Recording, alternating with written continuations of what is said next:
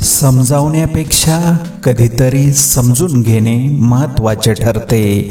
नेहमीच माझंच खरे म्हणून चालत नाही.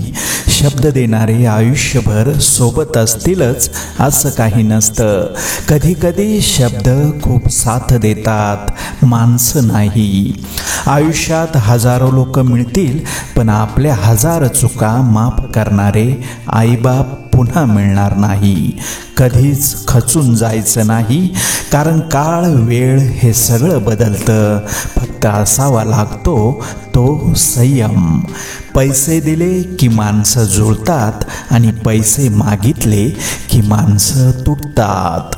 100 प्यादे जरी एकत्र आले तरी वजिराची एक चाल सगळा खेळ उद्ध्वस्त करू शकते. काही पुण्ये अशीही करायची असतात की ज्याचा साक्षीदार देवाशिवाय कोणीच नसावा.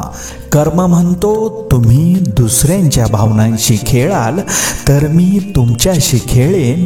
आयुष्यातील सर्वात मोठा कमबॅक पुन्हा स्वतःला खुश करणे आहे. अपेक्षा ठेवणं सोडल्यापासून दुःख काय असतं, नाराज होणं काय असतं हे विसरूनच गेलोय आता. लोकांकडे नको त्या आठवणी, नातेसंबंध फार काळ चघळत बसू नका.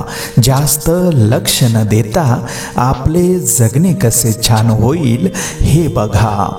तेच ते पुन्हा पुन्हा बोलणे, विचार करणे माझ्याकडून होते का आणि त्यात मी स्वतःला गुरफटून घेतले का याचा विचार नक्की करा. त्यासाठी काय केले पाहिजे हेही कळणे तितकेच महत्त्वाचे आहे. अहो, उद्याचा दिवस आपला आहे की नाही याचा भरवसा नाही. मग कशासाठी मनाला त्रास देऊन जगत राहायचे? दिलखुलास मनमोकळेपणे जगणे म्हणजे आपणच आपले फुलत राहणे होय. ह्यामुळे ताणतणाव कमी होऊन मनाची अवस्था आनंदित राहते. कधीच स्वतःला दुर्लक्षित करू नका. तुम्ही खूप महत्त्वाची व्यक्ती आहात. स्वतःला सक्षम बनवा, आदर करा स्वतःचा. कुणा दुसऱ्याकडून अपेक्षा ठेवली नाही की माणूस आपोआप सर्व आहे त्यात समाधानी राहायला शिकतो. दुसऱ्याने तुमची स्तुती केली तरीही हुरळून जाऊ नका आणि दुर्लक्ष तिरस्कार केला तरीही मनाला लावून घेऊ नका. त्यात आपल्याला आपले अनमोल आयुष्याचे दिवस घालवायचे नाहीत. भारी जगायला आपण आपला चेहरा हसरा ठेवा, त्यातून तुमच्या मनाचे प्रतिबिंब उठून दिसते.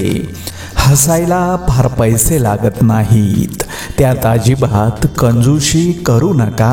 रोज सकाळी उठून जसे जमेल तसे मस्त व्यायामाने सुरुवात करा. दिवसभर चांगली एनर्जी टिकून राहते.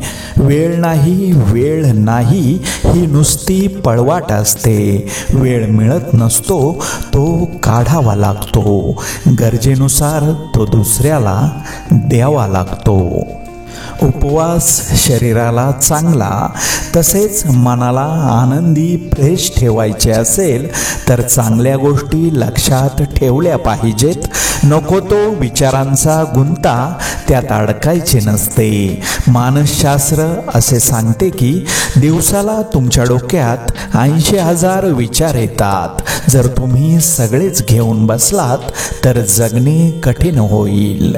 आपली आन बान शान आपणच आहोत हे लक्षात घेऊन जगणे सुरू ठेवले की मग फारसे काही जाणून बुजून करावेच लागत नाही.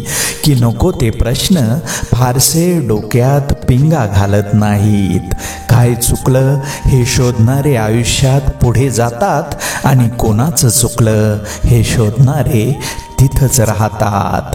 आपलं आयुष्य हे समूह प्रेरित असून एकमेकांच्या सहवासाशिवाय आपले जीवन तसे अपूर्णच वाटते. तुम्ही एकटे बोलू शकता पण चर्चा करू शकत नाही.